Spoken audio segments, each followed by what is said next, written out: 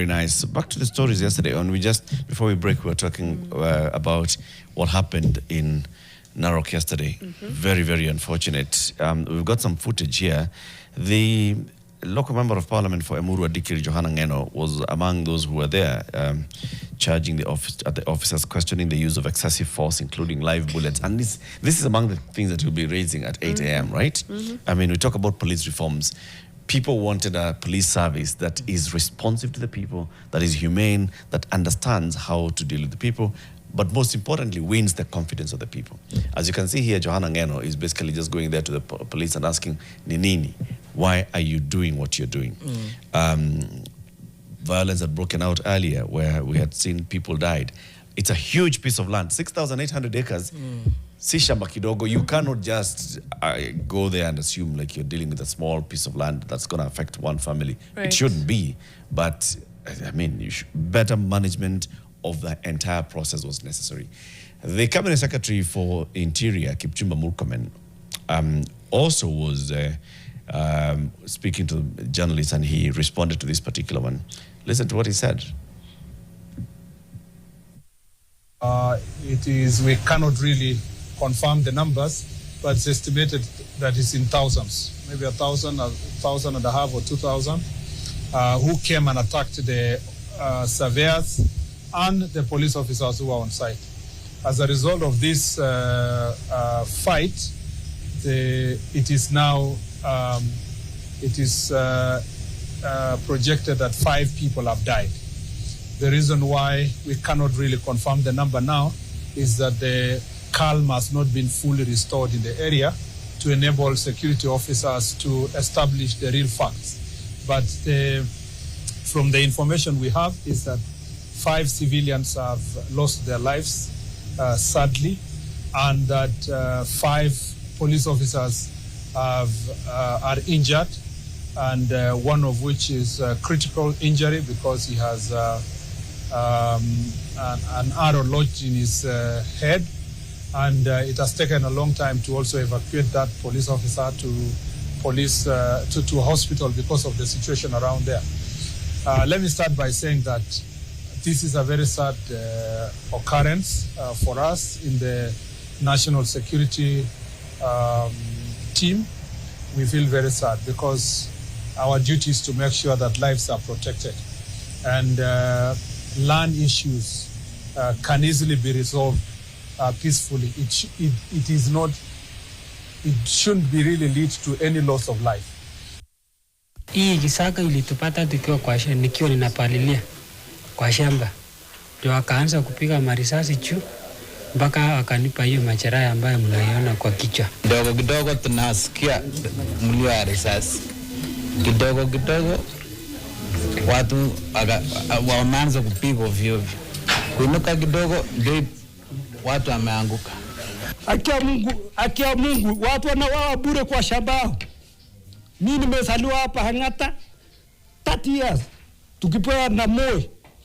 Uhuru akakuja for 30 years. Saa hii tunakuja pigwa risasi kwa shamba yetu. We have got titles na tulipewa na serikali. What government is this? It's a sad incident there in Angata Barikoi, and what was happening there. You can see the locals. So Kipchumba says about 1,000 or more people came out. So let's even say 1,000 or more people came out. How do you mobilize 1,000 or more people? It's because they've heard that you're coming. And they have a grievance to raise. Now, what had happened prior to this? I still want to go back into the backstory. What had happened prior to this? Why would you be sending the surveyors with the GSU officers knowing that it's going to bring tension with the local community? Right. And the CS rightly said that a land dispute does not have to result in any deaths.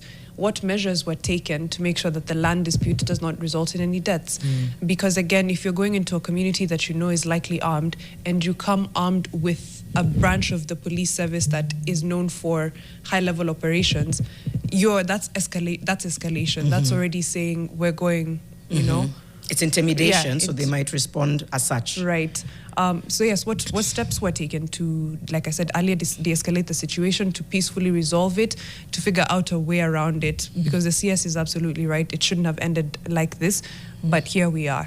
Yeah, and the last gentleman, who was quite emotional, talks about, being raised there and understanding the landscape. Would be interesting to hear from residents like that. In the past, how have disputes been resolved? Because he's making it sound like he's never seen anything like this, right? Essentially, that's what I got from his bite is, I don't know. We have lived here for so long. Why long. are we now being kicked out of this particular Right. land? I mean, this has been our home.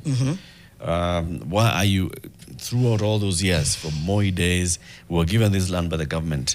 So there's an issue here about the land ownership and the transfer of the land and all, and the government is aware of it. So if you're going to conduct this particular operation, you cannot just go there and forcefully evict people. Government is used to doing that, forcefully eviction of people. And I think this particular one is just wrong. It's always was due process followed? Why were there no other alternatives as to evicting them? Because again, if you've lived somewhere since the day you were born, and he looks like he's in his 50s at the very least, and someone comes and tells you to up and go, even if the land is not yours, there's squatter rights tendency in other parts of the world. There's places where even if someone comes to live with you and stays with you for more than 30 days, they're considered a tenant or a leaseholder, and you can't just evict them. And I'm like, okay, why don't we apply the same for our own? Yeah. It's a really sad story. It is. Sorry, go ahead. No, I was just going to say there's been a tendency that, maybe we've known it for a while, but it's something that we've started picking up from yesterday into today for the rest of the week, is that just circumventing the rule of law. And this is what it results in. It results in yesterday's case, missing persons, very likely that the families won't have justice because of the matter in which it was handled. Right. Today, we're seeing it in terms of the land disputes. We're seeing it, which we'll talk about when we talk about the Blood Parliament documentary. This pattern is now starting to come to light, but I think it permeates into every single sector, and that's the danger. You were going to say something, Mariam. It's escaped me, so it's okay. It will come back. Just a bit of feedback online as we continue to look at some of the stories.